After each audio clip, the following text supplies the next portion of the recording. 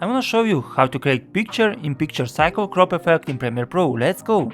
I have already added 2 video clips to my timeline. The top is the video I'm going to crop down, and the bottom will be our main background.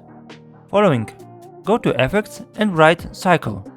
Add the cycle effect to your video clip above. Come back to the Effects control, and under the cycle, change the blending mode to Stencil Alpha. Now increase the radius of your cycle, and if you want to change the position of your cycle, just click on the cycle and move your cycle to the part of the video that you wanna evidence. And of course, if you wanna move the cycle itself, you have to click on the move and move the cycle to the part of the video that you wanna have. In case if you wanna to add the color border to the crop, go over to the effects and find Paint Bucket.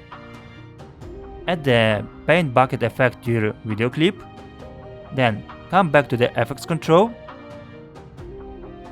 and under Fill Selector change this to Alpha Channel, then under Stroke change this to the Stroke. You can now change the color that you prefer and of course the size. Everything is ready, let's see the result. Help to grow this channel, put your like and subscribe.